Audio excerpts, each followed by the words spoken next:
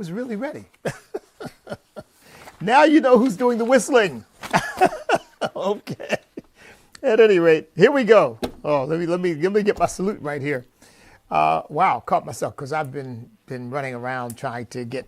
I got a really jam-packed day today. Of course, they all are, but this one particularly, one thing after another.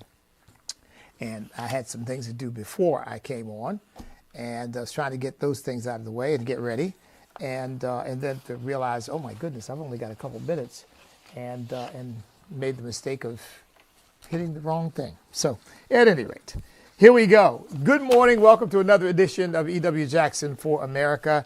I've got a number of things to talk to you about today. But first, a couple of announcements. I mentioned this to you before, and by now you may have gotten a notice about this. On February the 6th at 4 p.m. Eastern Time, we are doing a live stream panel discussion on the crisis of the American family. Folks, this is the most ignored crisis in America. We are addressing the border. We are addressing education. We're addressing all this sexual perversion nonsense that the left and the Democrat Party have been trying to push on us all. We're not doing so much on life right now. That's another crisis. But really, life and the family are very much related. So we're going to be discussing the crisis of the American family. I got Pastor Dean Hunter of Central Baptist Church in Kannapolis, North Carolina. Got Dr. Carlton McLeod, written extensively on family, of Calvary Reformation Church here in Chesapeake, Virginia. Got Dr. Leon Threet man, that's terrible. That is terrible.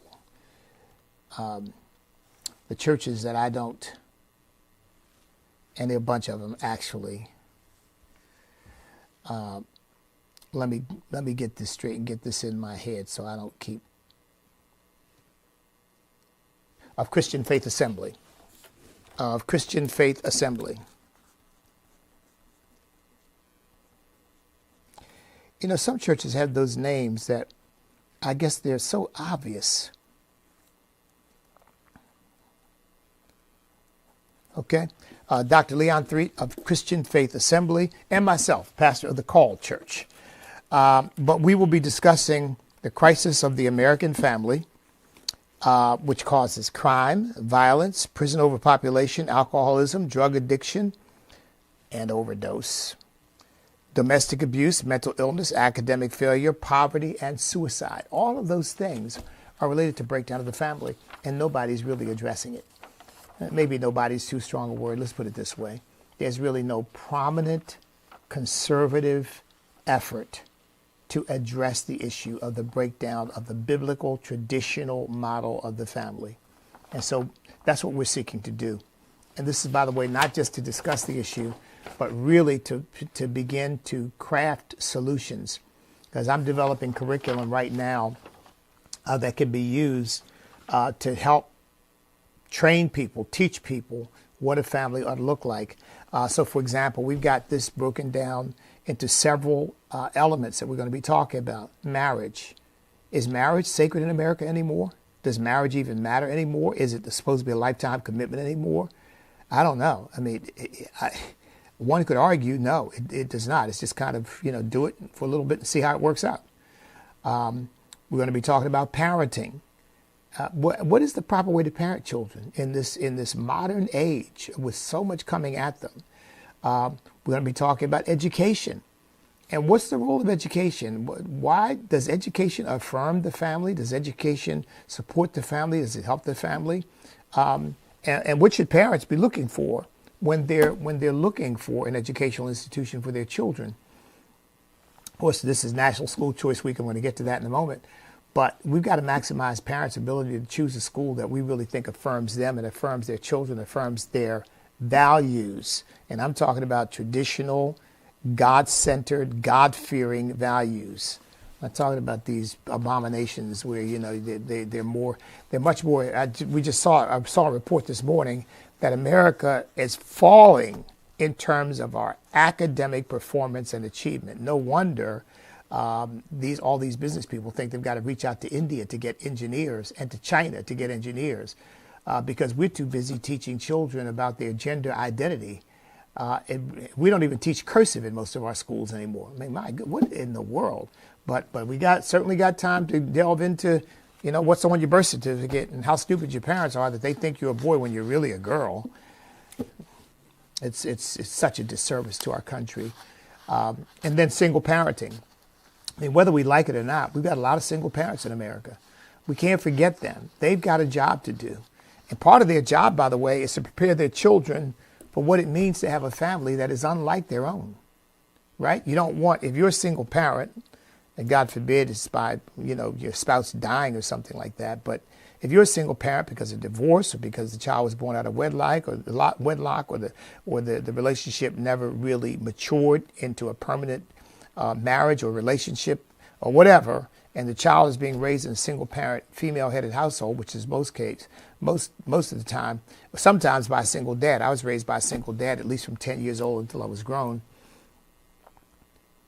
How do you navigate that? How do you support those parents? How do you help those parents? Really, you have to do two roles. You have to be mother and father. And so these are some of the issues we're going to be discussing and talking about solutions, how we address these issues, because nobody is really doing that, frankly. Nobody is really doing that in any systematic, nationwide way. So we're going to step into that gap. So that's going to be February the 6th at 4 p.m. Eastern Time. It's live streaming, and we're going to be on a number of different venues. You can see it on standamerica.us. You can see it at ewjacksonforamerica.com. You can see it on my Facebook page, EW Jackson SR. You can see it on Rumble at The Real EW Jackson. That's on Rumble, so you'll be able to see it there as well. And my goodness, we didn't even mention YouTube. At thecall.org and YouTube. I notice YouTube is left out. Can't leave out YouTube. Got to include YouTube. I mean, that bastion of freedom of speech. Speaking of that, forgive me for free associating here for a couple minutes, but I happened on my X feed this morning, and I don't know how I found this, because when I went back to how did I get to that? To try to see all of the tweets, the posts that I sent out, the things that I wrote that were never posted.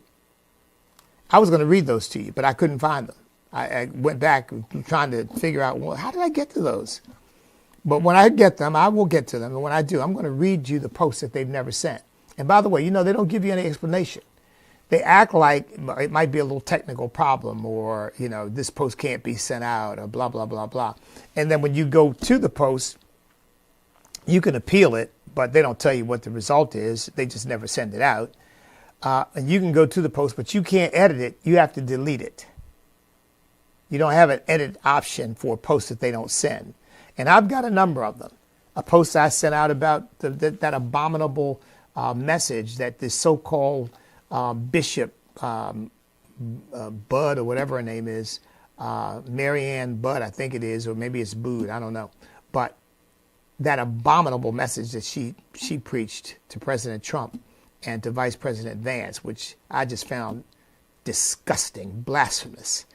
That woman she should be defrocked. But then again, the whole denomination, the Episcopal denomination, has gone wholly, not the new, there's a new synod that broke away. I forget what they call themselves, but this old synod, that's not a church. The word church comes from the Greek word kurios, and korike came down to mean kurios, the korike, the people of the Lord. That's what the word church actually means. It means the people of the Lord. That thing is not the people of the Lord. That thing's the people of the devil. Yeah, I said it because it's the truth. Jesus said, you should know the truth shall make you free. These people don't even believe in biblical truth. Well, so what are they teaching? Well, she gets up there and teaches her own leftist sexual perversion ideology.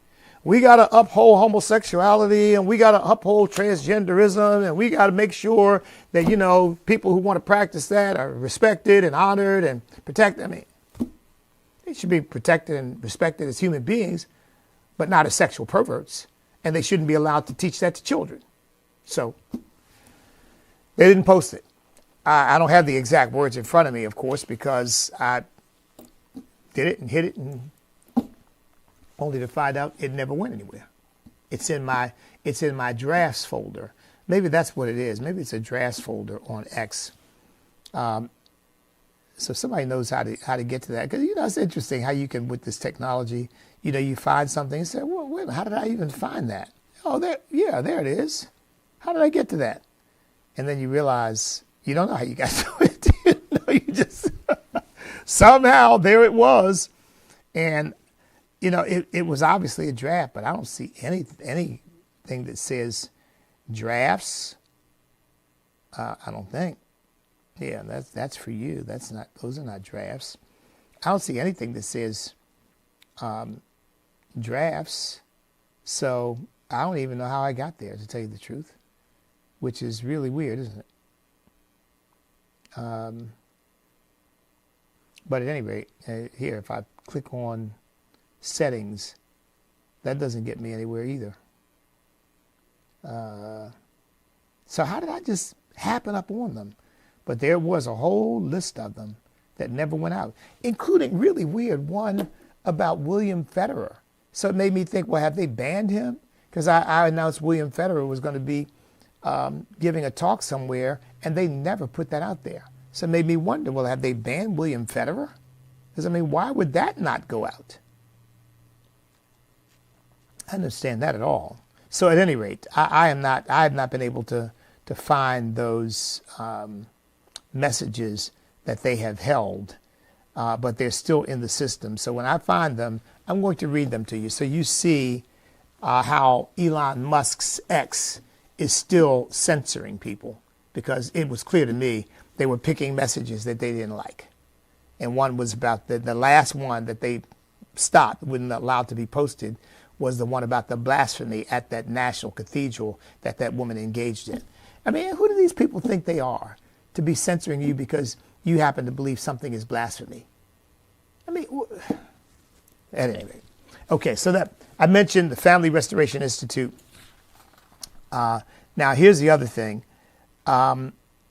This coming Monday at 8:30 a.m., you are going to see a live stream of my message to President Trump, the replacement message for that abominable garbage that was spewed at the National Cathedral. I'm all dressed up in a suit and tie. I've got my church background there, and I'm giving the message that the president and vice president should have heard. So be sure to tune in for that. That's going to be here, wherever you're watching. It won't be on Instagram, actually, because I'm not sure how we can do that. I don't think it's going to be on Instagram. You have to find, but you know what? Actually, I think everything I do on Instagram is posted on Facebook, I think, or vice versa. So the Instagram folks watching me will be able to see it somehow. But 8:30 a.m., my usual time, 12 noon, 6 p.m., and 10 p.m. Now, we're going to post that on social media, so you'll be able to see it on these various venues. But 8:30 a.m., which is my usual time, 12 noon, 6 p.m., and 10 p.m. And I'm doing it 4 times that day because I want everybody I can to see this. I really do. I think it's important, and I think it'll be a model for what preachers ought to do if given the opportunity to preach to the President of the United States, particularly at a moment like inauguration or immediately thereafter. Now, I make clear as I am preaching this message that I don't worship President Trump. I don't believe he's a perfect person, but I really do believe that he is a man that God is using in a righteous way to turn this country in a righteous direction, and I honor him and respect him, and both as a human being and as President of the United States. So I think it is a model for how we ought to conduct ourselves with regard to governmental and political leaders, particularly those who we really believe are serving the interests of the American people. And what he's doing right now is absolutely magnificent. Okay. All right, let me get to the third thing. I should have mentioned this. What is the day? Thursday? My goodness, I should have mentioned this on Tuesday, and I didn't. And that's my oversight. This is National School Choice Week. Okay? National School Choice Week, or celebrate National School Choice Week. And you can go to schoolchoiceweek.com to learn more about what they're doing. So let me tell you what we, as an organization, propose to do. We really want to partner with these people because we consider that they're far ahead of where we are in this regard. But I'm not so sure that we agree on everything. But obviously, if they're talking about school choice, they're talking our language. So I haven't examined them closely, and maybe you know more about them than I do. But here's number one. Number one, as far as I'm concerned, we need to move to a system of universal educational choice. Now, I don't care what that looks like. I want it to be easy for parents to navigate, obviously. But I don't care if you want to do a scholarship. I know a lot of people are very, very skeptical about vouchers because of the fear that a voucher will be used then to control the school. And that's fine if you don't want vouchers. I mean, I suppose you could use them with some restrictions built in to say this does not imply that the school has any authority over the student or over the parent who's homeschooling or over the school that is educating the child. You could do something like that. There are some of these leftist states, these blue states, that want to impose restrictions on Christian education and on homeschooling to meet what they consider to be their standards. In other words, they just can't stand to not have the ability to indoctrinate children, and they want to make sure that they can still reach in and put their little grimy hands on these kids in some way. And I'm against that completely and totally. So if that's not the kind of if it's not a voucher that gives the school or the homeschooling parent complete autonomy as to how that child is to be educated. Now, I don't have a problem with reading standards and math standards, and I do believe there should be some standardized goals that we should meet, because it's not only for the good of the child, it's for the good of the country. I don't have a problem with that. But I have a major problem with the school stepping in and telling the parent, well, you must teach this doctrine and you must teach this idea and you can't teach that idea and you can't get religious and you can't, just stay out of my business and stay out of the business of raising my child. Just none of your business. Stay out. Stay out. As long as my child meets the academic requirements. And by the way, now that we've had homeschooling in our country, for probably about 25 years now, and it's really a major force in education in our country, we found out all the lies that were told. Oh, they're not going to be socialized. They're not going to be awkward. They're not going to know how to interact with people. I'll tell you what, the finest folks I've ever worked with in my organization have been homeschool children. I mean, they proved to be some of the best employees I've ever had. They really do. They're diligent, they're hardworking, they're committed. I mean, again, they're not perfect people, but I'll tell you what, if I have a choice as to what the top pile would be and that I want to pick from, I'll pick from homeschool students any day of the week and twice on Sunday, because I've seen how they are. They're disciplined, they're mature. They're just not like other people even their age. They're more mature. They just seem to have their heads on straight. And so, in my view, we've got to have universal educational choice in America. We have got to gut the teachers union, because the teachers union is not interested, the National Education Association, the American Federation of Teachers, they're not interested in educating children. They're interested in political power, and the children are simply their stepping stone to political power. They need more children in their schools so they can collect more dues from teachers, and they can have more money to spend on candidates and more money to give to Planned Parenthood and more money to give to homosexuality and every other abominable thing you want to think of. That's really what the teachers unions are about. They're a scourge on the country.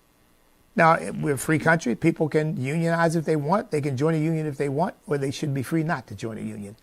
Not like in Massachusetts where you didn't have any choice. My wife had no choice. She was a teacher in Massachusetts. She had no choice. You had to be a member of the union.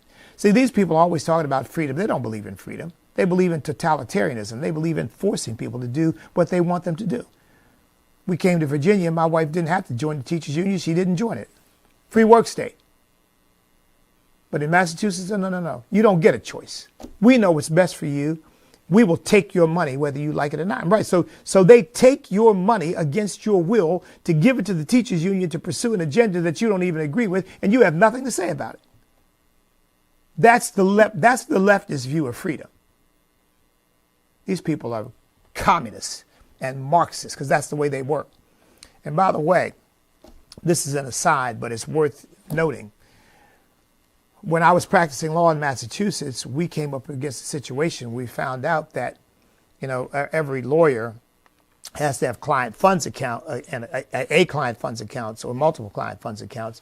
And that's where when you're doing business in behalf of a client, you don't commingle those funds with your operating account or your personal money. You put those funds into a client funds account. You are the trustee for that account. And that account is supposed to be used only for what you are legally authorized to use it for in behalf of your client.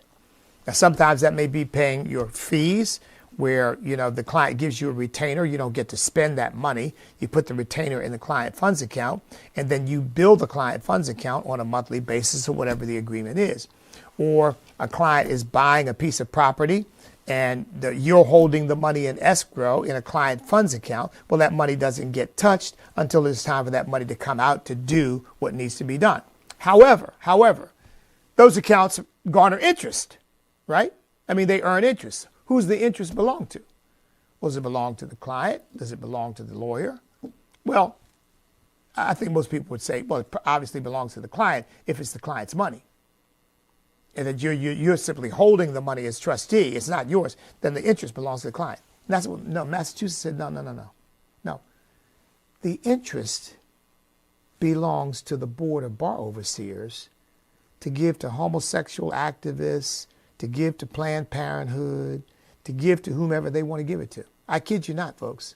They said, yeah, we will take your client funds account's interest and we will use it to better Massachusetts. Meaning we'll use it for every abominable Marxist, socialist, communist garbage we can think of. So a bunch of us got together and said, well, we're going to sue. We sued. It went up to I think it might have gone to the Massachusetts Supreme Court. I know it went to the appeals, but I think it might have gone all the way to the Supreme Court. You know what they said? You don't get a say. You don't have a say. The Board of Bar Overseers has authority in this issue, and they can take these funds and do whatever they want to do. So what if I or my client has a personal objection to what they're using the funds for? Too bad. And these people have got the nerve to lecture somebody about threats to democracy. These people don't even believe in democracy, let alone in a constitutional republic. Because they believe government can do whatever it wants to do to whomever it wants to do it, whenever it wants to do it. And you don't have anything to say about it because you're too stupid to know what's best. And they will dictate to you what's best. I just get disgusted every time I hear them. Threat to democracy. I say, take a look in the mirror. You're the biggest threat to democracy walking. But at any rate, that was an aside. So educational choice is the same deal. They don't want your children to be able to leave the school that they're assigned to.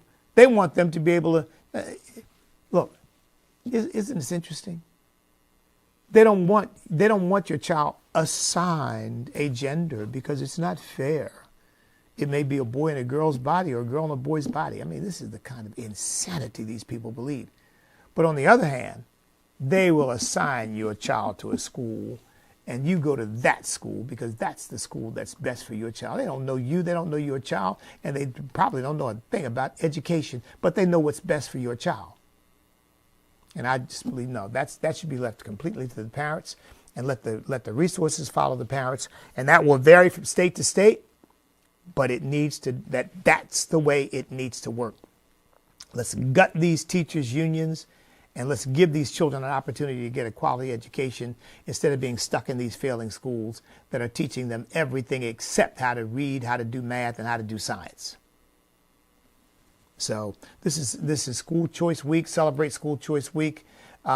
We have 3 major initiatives right now that we are focused on, and they've all grown out of America's Forgotten Children.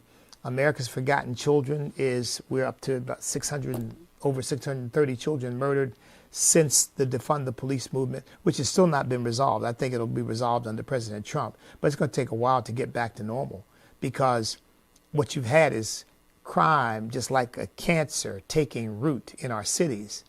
And it's not going to be easy to root it out overnight and change the equation. I really believe President Trump is going to get it done, and that'll be a good thing. But in the meantime, we got hundreds of kids who've been murdered, in this sort of gangland style behavior that has become so prevalent since the defund the police movement began. Not that it didn't happen before, but I tell you what, it took on epidemic proportions after that, because there were no police there to deter. Police don't only serve to solve crime, to arrest people who commit crimes.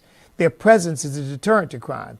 When you reduce their presence significantly, guess what you do? Criminals don't say, well, you know what, there are fewer police, we'll commit fewer crimes. Now, that's the stupidity of leftists. That's the way they think. Now there are fewer police, people will commit fewer crimes. Because after all, they only commit crimes because they just want to rankle the police. No, they see there's no police presence. It's open season. Let's go get them, boys. Let's have a field day. Let's shoot up the block. Who cares? The police won't even get there, probably. And in some cases, the police were banned from getting there. They're not allowed in our area. This is a no-go zone. This is a cop-free zone. Hey. And in the meantime, children are dying, dropping in these cities like flies, and it's still going on. So out of that grew 3 commitments. One, the Family Restoration Institute, because we know that most of the young men committing these crimes come from single-parent, female-headed households, and they're being taught manhood by the streets and by gangs and by drug dealers and by thugs and by convicts. That's who's teaching them what manhood is. And so they become a threat to the community, and they become a danger to themselves, because the likelihood is they're going to end up in jail. That's the best case scenario, or they're going to end up dead. And I don't mean dead executed by the state. We're doing very little of that. We ought to do more of it. I mean dead by the laws of the streets that they've learned to live by. Somebody's just going to come and blow them away. We just had in our own church, one of the kids in our own church just had his father killed. It wasn't a gang situation. It was a domestic violence situation, but he confronted somebody who was a convicted felon, and he had a gun, took it out and shot him, killed him on the spot. I understand he shot him 15 times. And for nothing, the guy he shot was unarmed. Now they were having a beef. He was calling him out, but the guy being called out didn't say, okay, all right, let's go at it. Mano a mano. No, he just pulled out a gun and killed him. Going back to prison now, probably for the rest of his life. That sadly has become the pathology of inner city culture. And that's become the definition of manhood. He manned up. He killed the guy who challenged him. When I was growing up, man up meant put him up and let's throw down. And we'll see who the better man is. Not I'm going to take out a gun and shoot you. I'm not going to fight you. I'm going to take out a gun and kill you. Not that what we were doing was good or right, that was sinful too, but it's going to a whole new level now. You get into a beef with somebody now and you think you're going to resolve that by some kind of fisticuffs, you better think again. You're liable to get killed on the spot, because that person could have a gun and could be like this guy, convicted felon. He wasn't supposed to have a firearm, but he had one. He had one. And so, our poor student is now without a father. But this is what lawlessness produces. And by the way, I said domestic violence situation. This is what family breakdown produces. This is what family breakdown produces. Let me see if I can find this data. I didn't plan to get into it, but let me see if I can find it. But folks, the data on what happens when family breaks down mainly as a result of father abandonment, it's devastating. It's devastating to the culture, and it's devastating to kids. And these kids who roam these streets and harm people, I think I found it, just willy-nilly. You get in their way, they just kill you. In fact, I mean, we've heard that this has been prevalent for a long time, and we don't hear much about it, but it's true. People get killed over the way they look at somebody. Some kid thinks somebody looked at them wrong, and they pull out a gun and kill him. I mean, there have been situations in which people have been killed because they're wearing the wrong colors. They have nothing to do with gangs. They don't know anything about the gang colors. They're in the wrong neighborhood. They're wearing the wrong color. Some gang member pulls up on them thinking that, well, that's a member of a rival gang, and they kill him dead. This stuff is insane.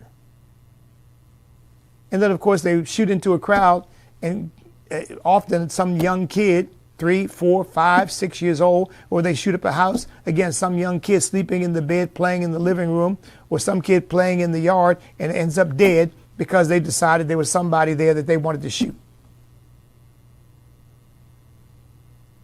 And most of these crimes don't get solved. I dare say the people who commit the crimes, many of them probably end up in prison for other things, but many of these crimes don't get solved. In Chicago, they are doing well if they solve 12% of these murders. 12%. That means 88% of these murders go unsolved. 88%, sometimes as high as 90%.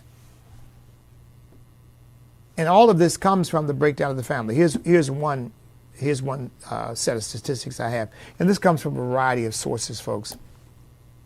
20 million American children live without a father in the home at any given moment. Now that 20 million varies because some of those may end up having a mother get married, and some of those may end up having a mother get divorced, and so that is not the same people all the time. That's moving and ebbing and flowing because commitment to family is at such a low ebb that the whole notion that you stay married for life, I think is practically dead in America. Not dead for me or for you, but for America, practically dead. That marriage is a sacred obligation that is intended for life. I think it's really seen now as an experiment. We'll try it for a while and see how it works out. It doesn't work out, we move on. Children from fatherless homes are 5 times more likely to commit suicide, 10 times more likely to abuse drugs, 20 times more likely to suffer mental illness, 20 times more likely to do hard prison time, and 14 times more likely to commit murder. Now, the last time I looked at the data, it's been a couple years, but the last time I looked at the data, 52% of murders committed in America are committed by young black men. 52%. Young black men are 6% of the population. 6%. And they commit 52% of the murders. And people wonder why police are leery and on their guard in dealing with these inner city issues and people. Well, of course, because just as a matter of probability, you are far more likely to get shot or find yourself in some kind of shootout or violent confrontation with somebody when you are patrolling the inner city than you are some other place. Now, come on. That's not racist. That's just factual. But look, say in a place like Richmond, where 80% of the children are born 80% of black children are born out of wedlock. Who raises these children? Often young, single women. How long is it before that boy towers over his mother and is not interested in anything she's got to say because there's nothing she can do to control him? 12, 13, 14.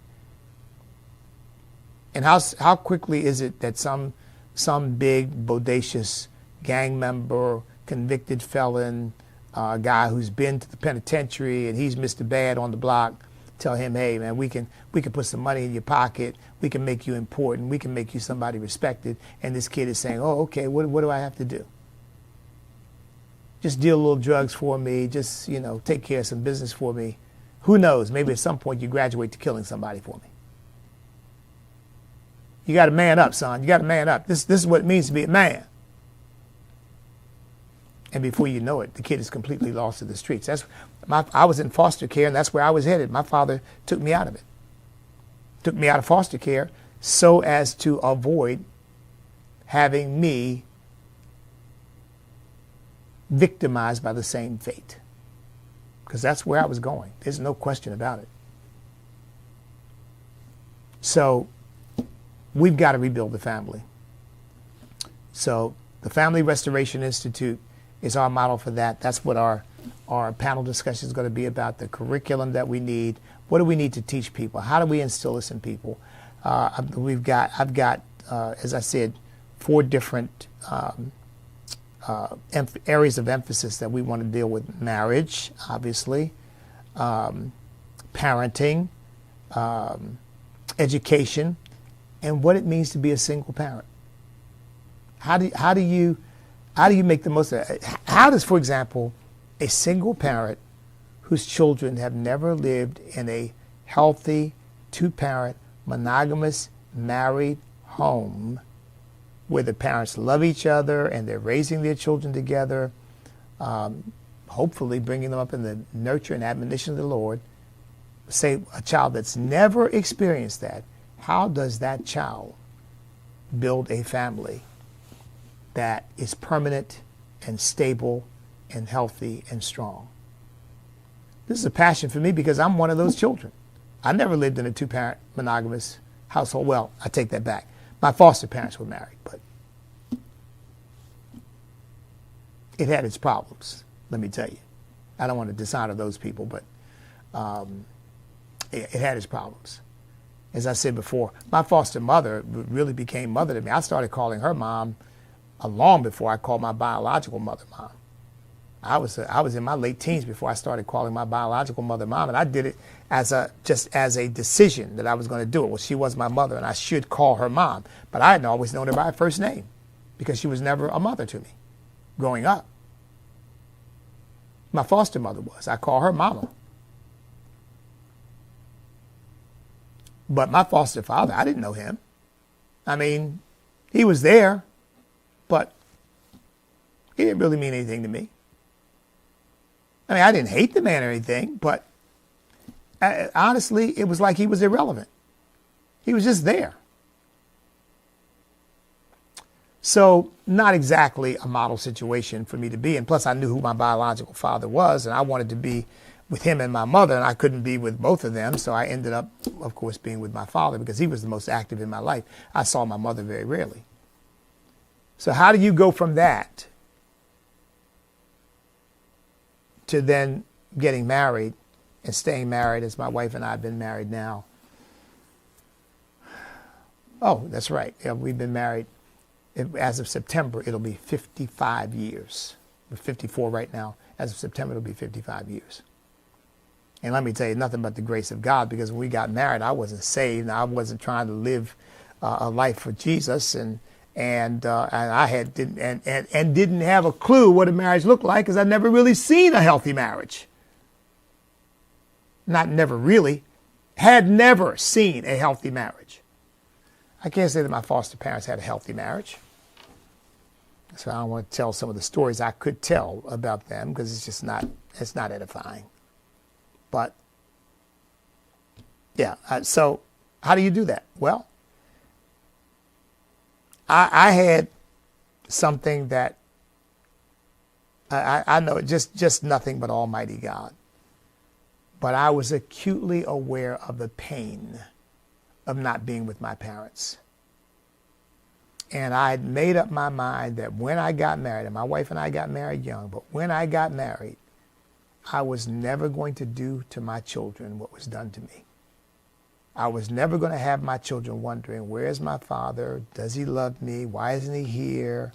I was never going to put my children through that. That once I married, that was going to be it. And with all of my mess, I had that commitment. And then once I got saved, it took on an even greater level of commitment, because now it's rooted and grounded in faith and the truth of God's word, and in marriage as an institution that God created. Now I've got a whole different perspective on it, as well as a very different perspective on being a husband. Because I had no idea what that looked like either. Because I couldn't say that my foster father was any kind of a model husband. So it's like I said, I mean, and certainly not a model father.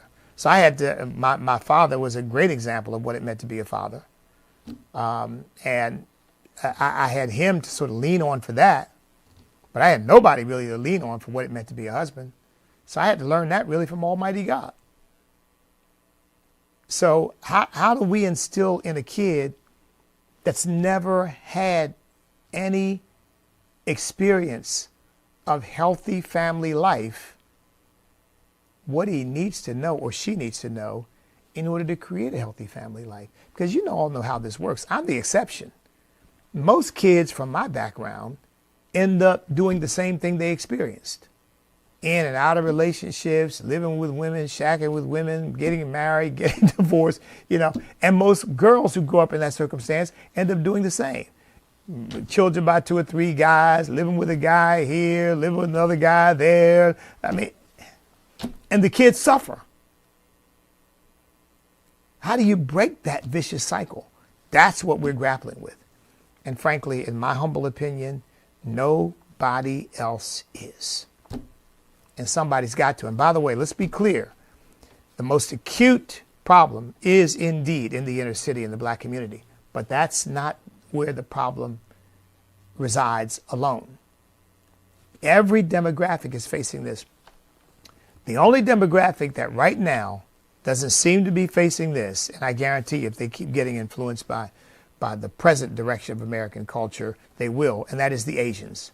The Asians seem to be holding fast to family. Now, I don't know what that model looks like, because obviously many of them are not coming from a Christian perspective, but nevertheless their families seem to be holding together. Hispanics have always held together, but even their families now are eroding more.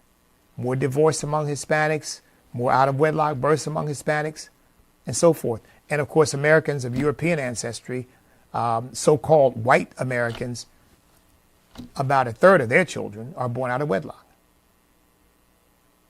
And in 1950, across the board, you could almost count on your hand the number of children born out of wedlock in the black community, the white community, the Hispanic community. Weren't nearly as many here at that point, but you could almost count on your hand. That's a slight exaggeration, but you get my point. A very, very low percentage. Now here we are a generation later in which it's the opposite. I mean, multiple fold increases for the black community is completely reversed from where at one point in 1950, I believe it was slightly just above single digits. I think it might have been like 11 or 12% of children were born out of wedlock, but that means 88 to 90% of children were born in 2-parent, married, monogamous families in the black community. And now it's completely reversed. Completely reversed. And liberals did that for us. Thank you very much. That's not slavery, has nothing to do with that. Because the black family was intact for 100 years after slavery ended. I've said that my great-grandparents, Gabriel and Eliza Jackson, lived together as a married couple, raised my grandfather and his siblings in Orange County, Virginia, until my grandfather died, my great-grandfather died in 1884. And she then moved from Virginia I think it's the Caroline County, I think it is in Virginia. And I find her in the census, I think about 10 years later. But that didn't happen until he died. And then the children grew up and moved away. And my grandfather must have gone with her because he was born in 1874.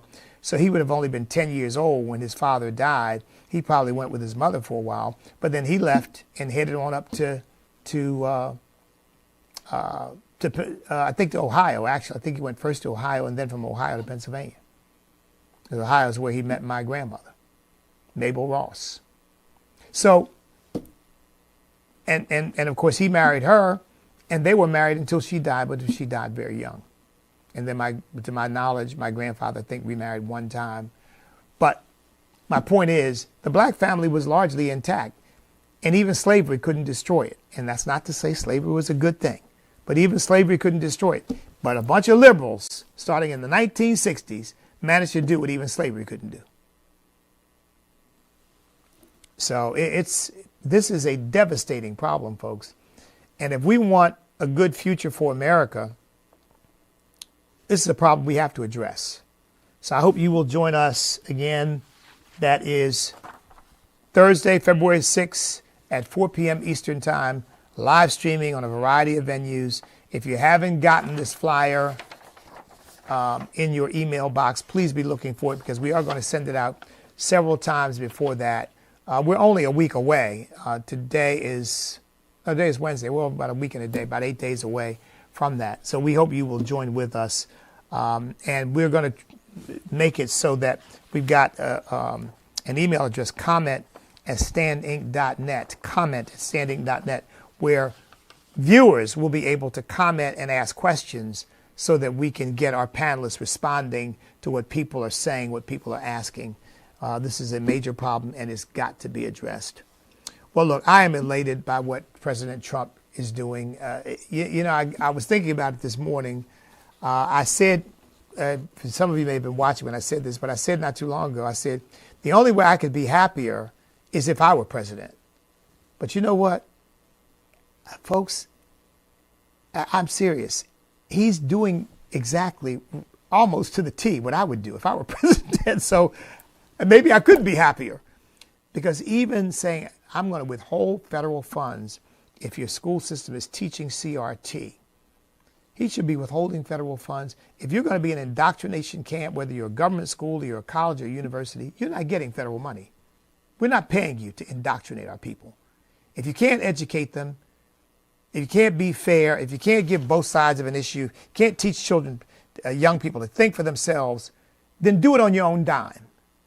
You're not doing it on a taxpayer dime. That's exactly what I would be doing. So praise God for him.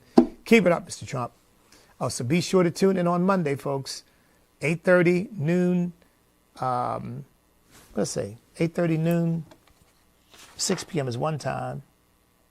Oh, and 10 p.m. 8:30, noon, 6 p.m., and 10 p.m. That's to give, you don't have to watch it 4 times, obviously, but that's to make sure you have a variety of occasions in which you can watch the sermon that I would have preached if I'd been invited to the National Cathedral and given the opportunity to speak the word of God to the new president and vice president of the United States. Okay, well, that's going to do it for today. I think I've covered everything that I need to cover. Let me just take a quick look and make sure that there's nothing of an urgent matter that I should have covered that I didn't cover. We talked about school choice. Obviously, illegal immigration is big right now. The president is taking decisive action. I don't think there's anything necessarily to be said in addition to what we know is happening right now. I am elated. I really am. Folks, I couldn't be happier. Oh, one other thing, don't forget, go to our website. I mentioned yesterday, I went to the website. Let me do this one more time, folks. Bear with me. I went to the website to figure out how easily you could get to the petition. And I thought, oh my goodness. Well, now when I go to the website, guess what? Right on the home page, right under our mission, our vision, sign the petition. You click on sign the petition, and it will take you right to the petition. Anchor Baby Scam petition. Sanctity of Human Life petition. And you click on one of those, it'll take you to the petition to sign. So my staff has made it very, very easy now for you to navigate. Go to standamerica.us if you want to sign the Anchor Baby Scan petition. Now, we haven't sent out, we sent out the Sanctity of Life petition, and that's being signed by people, by the way. We haven't sent out the Anchor Baby petition yet, but it's coming. It's coming, folks, because I really believe the American people are ready for this. I think that's got a stronger chance of becoming a constitutional amendment than the Sanctity of Life petition does. But both are important, and we're going to pursue both and at least try to change the nature of the debate on life, particularly to stop having a debate about 5 weeks, 10 weeks, 15 weeks, 21 weeks, 6 months. Let's start having a debate about what is it. You know, my staff said to me that this is one of the most powerful questions that they've ever heard with regard to the life issue. And I'm not taking credit for this. God dropped this in my spirit. When you were conceived in your mother's womb, at what point was it not you? And if there's a point at which it was not you, when did it become you? Because you and I know that it was you, it was me from the moment of conception. It was just you and me at an early stage of development. And that went on and changed literally from moment to moment, hour to hour, day to day, week to week, month to month, until here we are. And we're still developing, by the way. We're still human beings in development. We're still growing. We're still learning. Things are still happening for us. It's a never-ending process, but it was you from the very beginning. How dare we kill that person? How dare we kill that individual? How dare we destroy that unborn human being? I think that's the debate we've got to have. Do we believe it's life? Do we believe it's human? And that's what our constitutional amendment puts forth, that it is life and it is a human being, a person from the moment of conception. And if you say it was not, then tell me when does it become that? When does he or she become he or she? Because, folks, there is absolutely no logical, factual, scientific answer to that question. The moment you say it is not a person at the moment of conception, then you are left with the conundrum that you then have no point at which you can arbitrarily pick to say, oh, okay, that's the moment. Because you know you'd be lying. Now, the moment of personhood, the moment of life, is the moment of conception. And that's the point at which a just and civilized society protects the life of that person, so that he or she can do what you and I do, fulfill their God-given potential all the way to wherever it takes them. God bless you all. Pray for us. We're praying for you. I love you. I love the United States of America, and we're going to win this cultural battle. In fact, we're winning right now. In fact, remember what Donald Trump used to say when he ran in 2016? There's going to be so much winning. Well, you know what? There's a lot of winning right now, and I'm glad for it, but it's still not enough for me. I want to keep winning and keep winning and keep winning until we cast these ridiculous leftist, Marxist, socialist, godless, atheist ideas onto the dung heap of human history, never to rise and trouble us again. So you stand up, step up, speak up, and refuse to back up, because we cannot be defeated if we will not quit, because we are on God's side. God bless everybody.